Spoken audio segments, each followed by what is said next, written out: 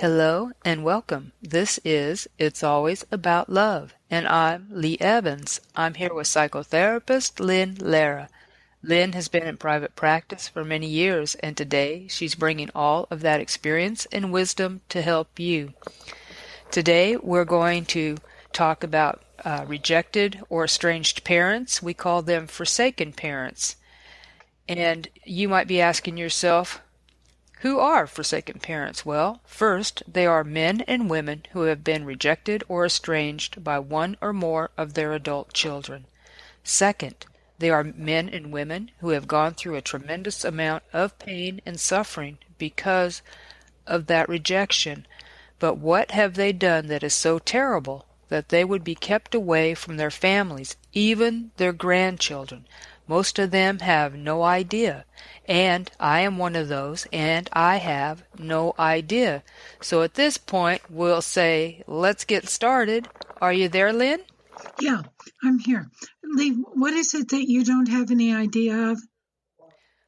I don't have any idea Why it happened. why it happened. Okay.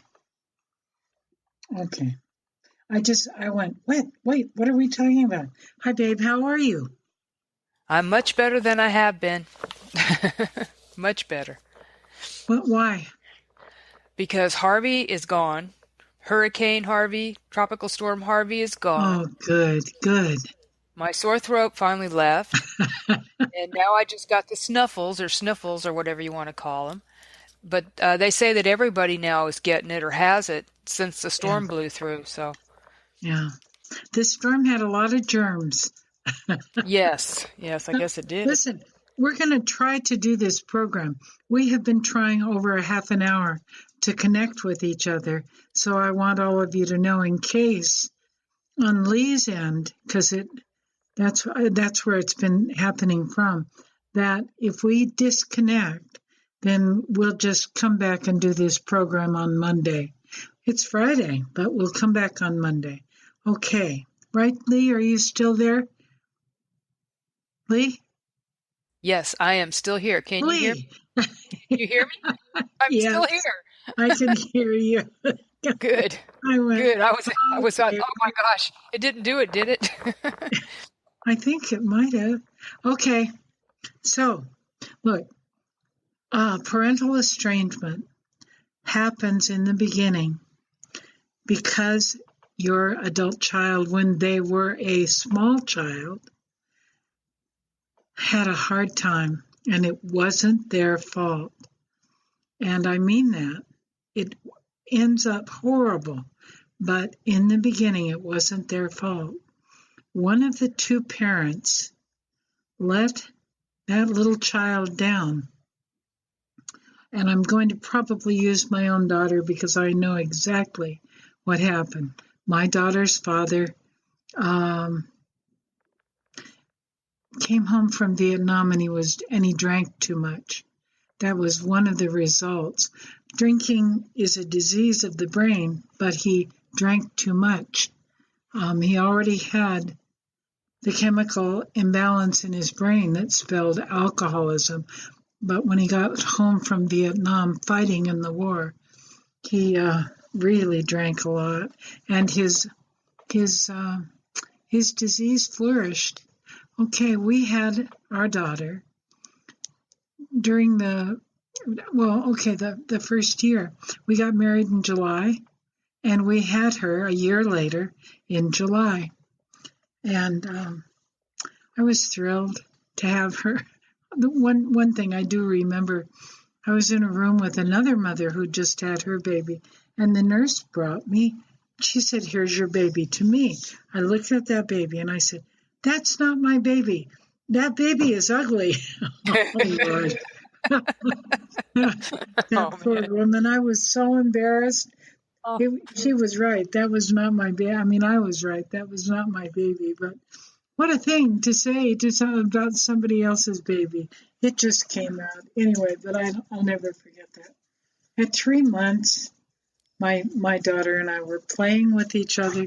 Little babies really responded about 3 months. Don't you think, Lee? Yes, I do. Yeah. But my daughter's father was drinking. That was one thing. The other thing is, I think underneath he was disappointed that he didn't have a son. I know he was, he told me. I was happy. I loved having my daughter. Anyway, but that's what my daughter had as she was growing up. 2, 3, 4 years old, 5, 6 years old. She's contending with a dad who really wasn't all that enamored at having a little girl. Believe it or not, it's a horrible thing. And also, he drank. And it was hard for me to be in a relationship with him because every night he was drunk. Not a bad person, just drunk, slurring his words. So my daughter was having a hard time. I did everything I could to give her a good home. We had split up, her father and I, and one of the things that happened, because I'm going to give you an example right now of what happened. One of the things that happened was I didn't want her to be disappointed that she didn't get any presents from her daddy. I guess she was 3 or 4 at that point. And I bought all kinds of presents. I wrapped them. He wasn't available. He was living about 100 miles away at that point. And I wrapped all of them, had signs that said, "Love Daddy," on them. And I had all these presents out under the tree. When I got up Christmas morning, my daughter was sitting under the tree. She had opened up every single present that was under the tree. And, I was wrong. This is a terrible thing. I'm sorry. She remembers it to this day. She just doesn't know why I responded the way I did. I was wrong. But I cried, and I said, "You just ruined my Christmas." What it was about was the fact that I was trying to give her such a good Christmas, and it just didn't work no matter what I did. So I was very sad about that, and she remembers it. And it came up several years ago. I was going to tell my little grandchildren the story of that, but I wasn't going to tell anything bad at all about her. It wasn't her fault. I just felt bad. Anyway, she came out. She heard what I was doing. She came out and she said, "Are you telling them that story to me?" She was so angry. And I said, "Yeah, I am." She said, "I'm shocked that you would talk that way." I went, okay. And I just let it go. But that's the kind of relationship that came from what we had started with. At some point, you're going to see a lot of pictures of my daughter and I, and we were so close. The last thing that I ever expected to have happen was to become estranged from her, by her. Now, let me go to her husband, the fellow that she married. Really like him. I think I'll never stop knowing that he's a good person. He is. He's a good father to my grandchildren. He's highly intelligent, and he adores my daughter, his wife. When he was 13 years old, his mother told me this story because I asked her why. Why did all this happen with him? He was 13. His mom and dad drank too much. She said that was true.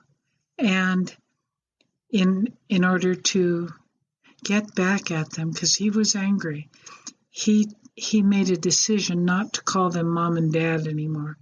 He only called them by their first names. And I heard him doing it. He's an adult now. He's calling him. I've never heard him call him mom and dad. But I never questioned him because it seemed to be okay. But it wasn't. And I asked her just a few years ago, what happened? She told me this story. And then I said, well, what was that like for you? She said, it's been the most humiliating thing he could have ever done to us. But you would never know it because are you? Oh yeah, I'm hearing you sort of crackle. You're still there, right, Lee? I'm still here. Yeah, Yes. I appreciate your crackling, babe. Are you doing it on purpose? No. Hmm. Well, I appreciate it because it lets me know somebody's there. Anyway, she said if there was anything, it's been the most hurtful thing he could have chosen to do. Our best friends have watched him call us by our first names. Did I say that he made a decision to call them by their first names? Yes, you And did. okay, good. And she said, and our family has heard him call us by our first names. It's been horrible all these years. My son-in-law now is 50. He still calls them by their first name. Any punishment he had, it was time for it to be over years and years ago. So I say shame on him for doing that. I mean that because it continues to hurt them. He'll never call them by mom and dad, I don't think, unless he hears this podcast. I think it's a terrible thing. So, but I also think that what my daughter has done is a terrible thing too. But let me point out to you, the common reason that parental estrangement happens is because one of the parents fails. They just aren't there for their child.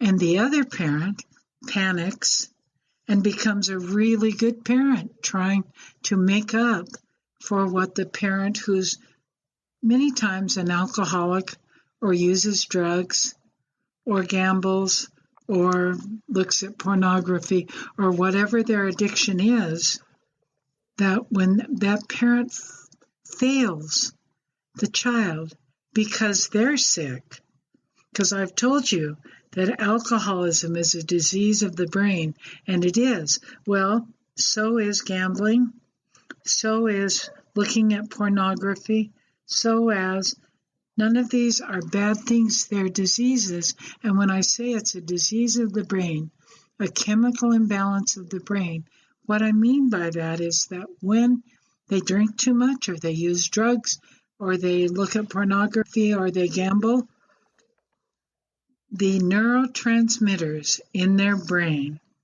change and they have characteristics that aren't really them. You know, you see an alcoholic and they're stumbling and they say things that they shouldn't be saying. Okay, here's an example of that. After my daughter's father and I split up, a few years later, he married a lovely woman. I really liked her, and she loved my daughter, and that made me happy. But one night, and so my daughter went down to visit with them and stay there for several weeks. That was the plan. But one night, my daughter called me and she was crying, and she said, "Daddy doesn't like me." And I said, "Honey, what do you mean?" And she said, "He doesn't want me, Mom. He has a son. He told me so. And he doesn't want a daughter." Damn. I went, "Your dad did what? Your dad is crazy, Tiff."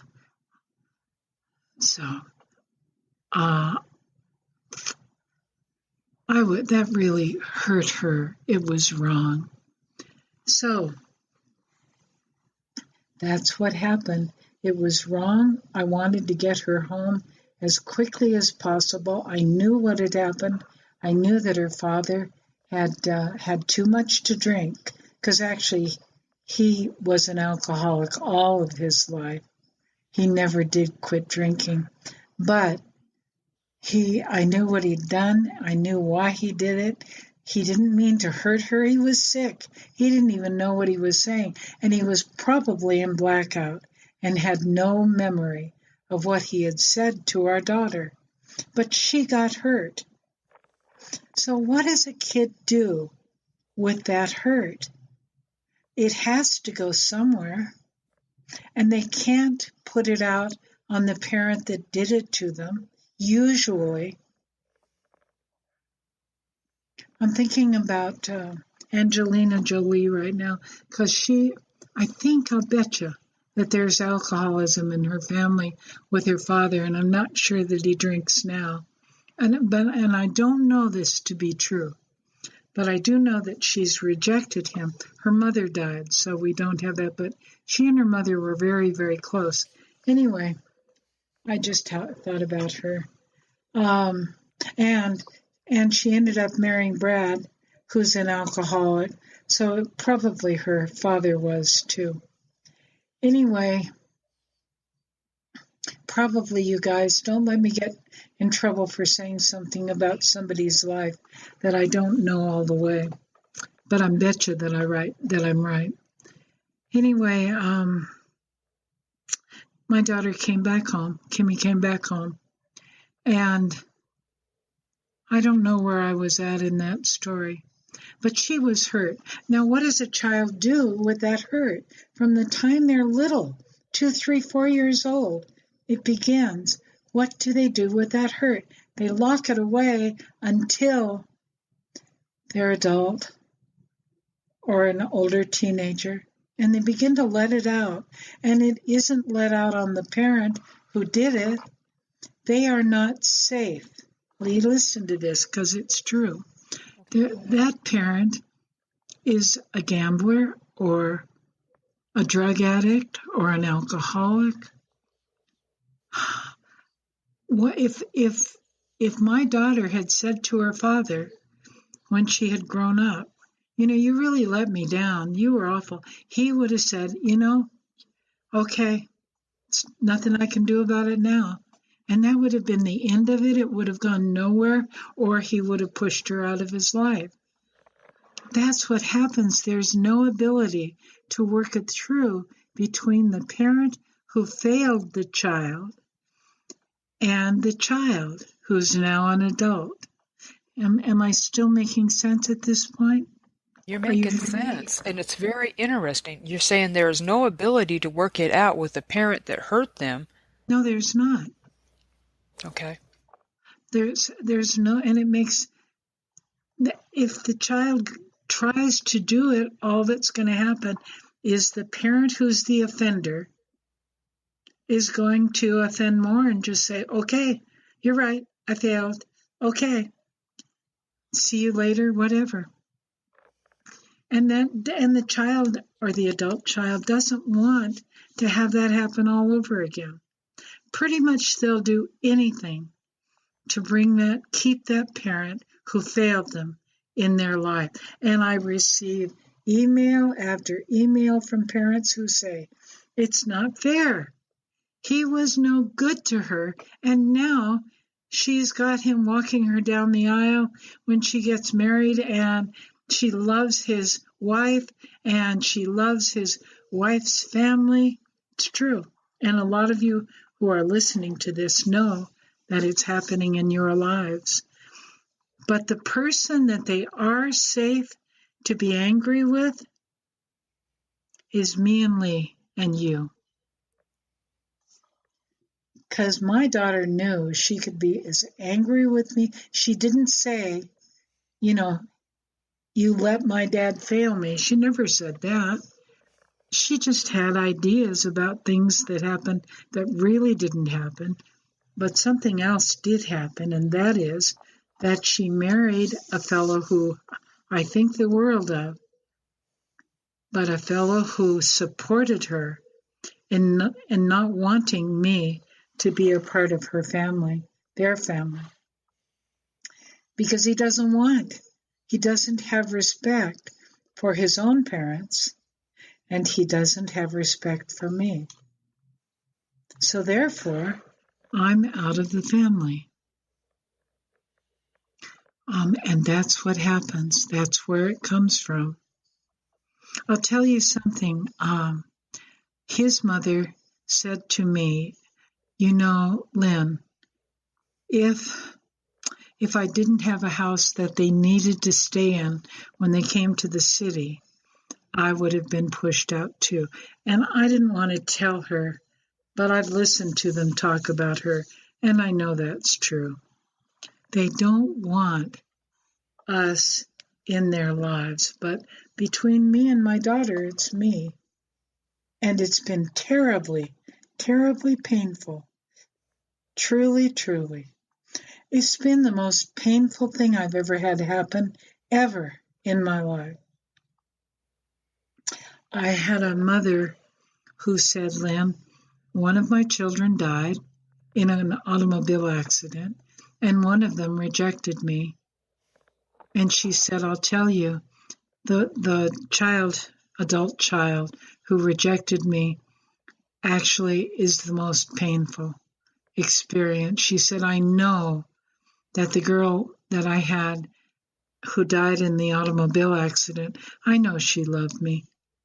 And I miss her terribly. She's gone now, but I know she loved me. I don't have to face her anger and any venom from her. But my other daughter, I do. What a sad thing. I don't know that that's true for all parents, but that was true in her life, so I use it as an example of which is worse, losing your child because they die or losing your child because they don't want to see you any longer. They don't want you in their life. The way that this can be changed, we have to change the way we all feel or see older people. Right now, we're facing a tremendous amount of prejudice in this country and in the world toward older people. As a culture, we see them as being less than. And the other thing that we have to do is talk about it. The adult child has to understand that it came, in my case, from her father. I had nothing to do with it. I was really good to her. And I've got four best friends who were there, watched me raise her, watched us together from the time she was young until her wedding. How's that? Because all four of them were at her wedding. And they're absolutely amazed that my daughter turned away from me. I was shocked. It's the last thing I ever expected to have happen. And you will hear that from we parents who are forsaken or estranged or rejected by our adult children. You'll hear it again and again. And we say, I did. I looked for it. I went, what have I done? And I went over this. I went over that. I went, I didn't do anything wrong. Nothing. It's not that I was a perfect parent. Far from it. I made a lot of mistakes. All of us do. But I loved her. I would have done anything for her, and I was a good parent. I was. I was even real strict. I don't regret that. So that's what happens. That's what it's about. Lee, do you have any questions or anything I didn't say that maybe needs to be said? Well, going back to the list, you were talking about alcoholism, gambling, things, chemicals that affect and Chemical dependency and pornography. pornography. Would nicotine fall in that? I don't think so. Okay.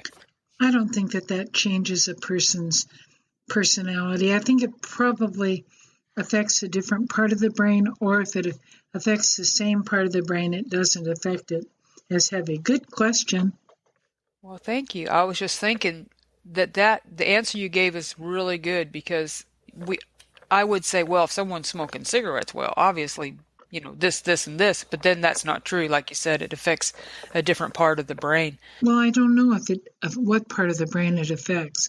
Right. I don't know if the neurotransmitters are affected by smoking nicotine, but it doesn't matter.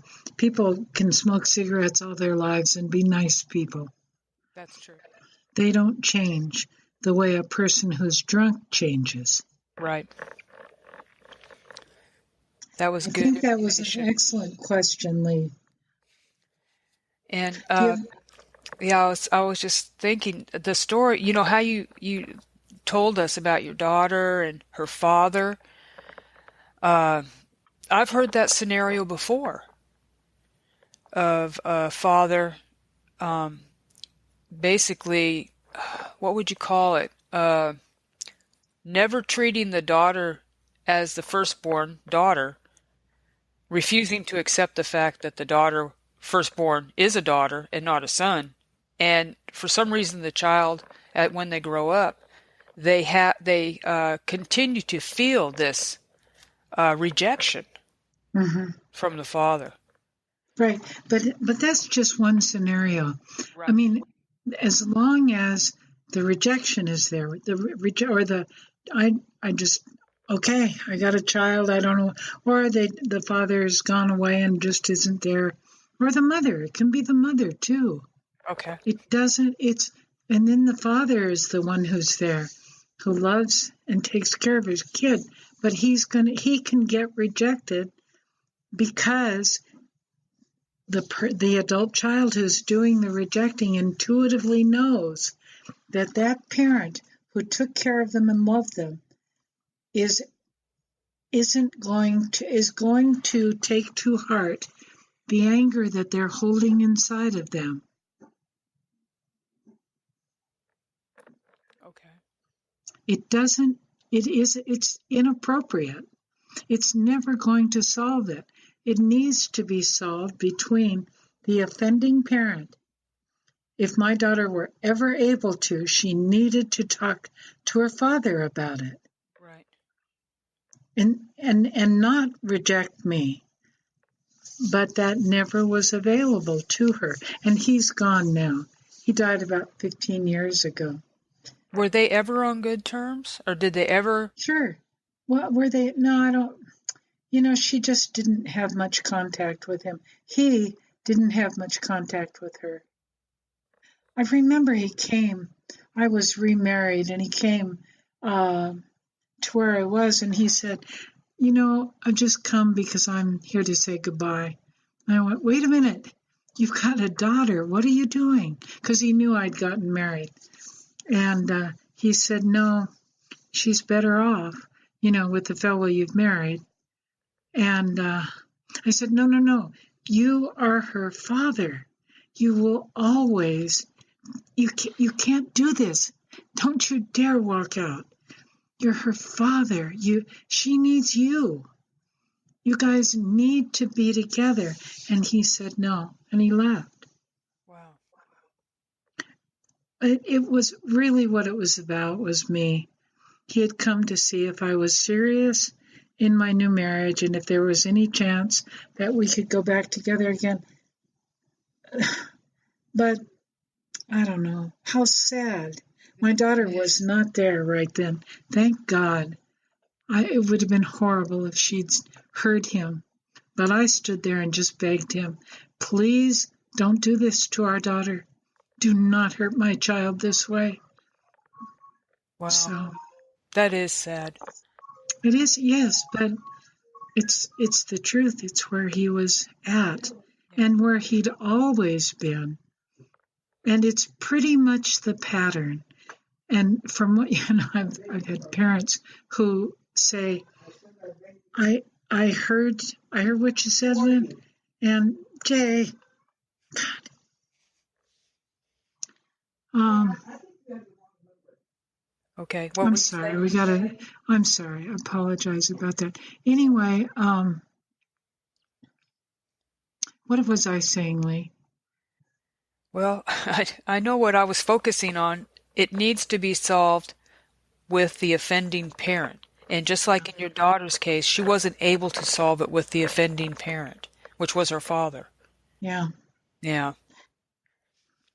I'm so sorry that just happened, but it can't be helped. I think there was a call that came in that shouldn't have come in. So anyway, you guys, it's very sad. What I want you to hear me saying is that my daughter and your adult child or children is also a victim. We become a victim because they turn on us. But if my daughter had had a good relationship with a father who was not an alcoholic and who was there for her, it would not have turned out the way it turned out. She never would have turned on me. My daughter had also support from her husband, and I think it came from him first. I think he set up a lot of it by finding fault with me and saying, "Look, this is what she does. This is who she is." And it wasn't true. He didn't know me that well then, and he doesn't now. He certainly doesn't now. But I tell you, I mean, this is the way it's happened. I love him. I do. I wish to God he hadn't turned on me the way he has.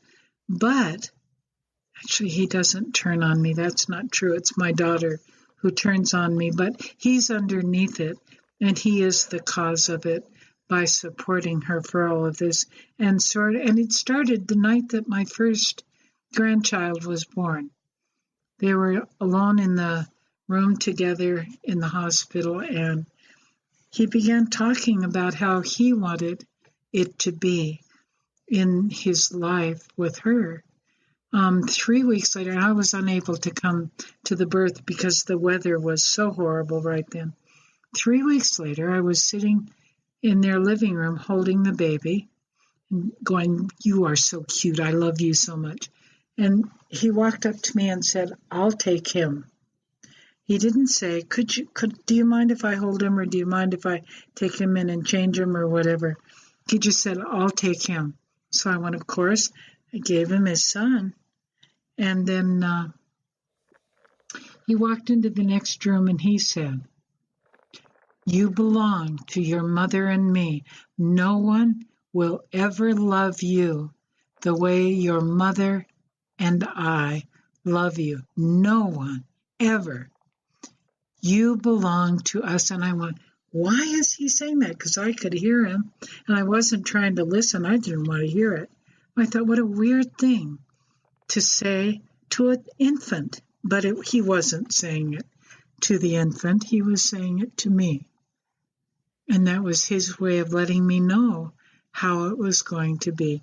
I had lots more messages through my grandchildren's lives that let me know that I really was not a real part of my family. So it is terribly painful. We need to change it, folks. Individually, what you can do is, if your adult child is open to it, have them listen to this podcast. I think that, because then they'll be hearing it not from you, but from me. I had a young adult child, I guess she was 30. She wrote to me and she said, "You know, Lynn, thank you so much. I do not mean to do what you've been describing to my mother. I'm going to stop it immediately. I have some resentments toward her, but she is my mother and I want to keep her in my life." Glory, hallelujah. That's How what I nice. say. Yes. Yeah. Yes. So I think we've got to be done. We're at 34 minutes now. Yes. And I have one more question. And Sure. do you think that this pattern will repeat itself in your family of your daughter and her children, and my daughter and my children? Do you think this pattern will repeat itself? Well, my grandchildren have rejected me. Is that what you're asking? No. Will wind up rejecting their mother No, or their father? I don't think so. You don't think so? Okay. Uh-uh.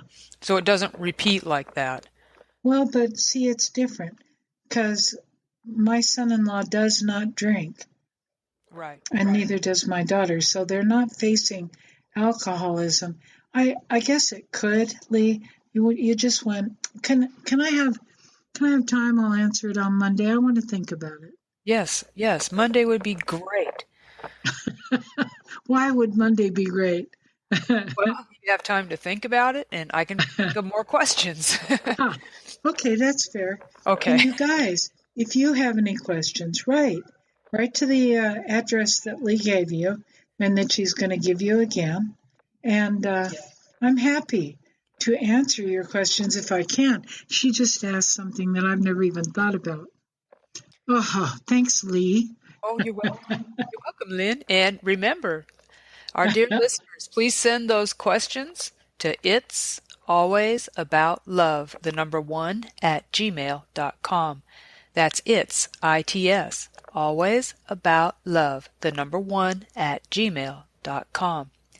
We will be back Monday, and I'm looking forward to it, 5 p.m. Pacific time. See you next week. So until then, remember, it's always about love, and we Amen. care about you. That's right. Amen. Amen. Good night. Thanks.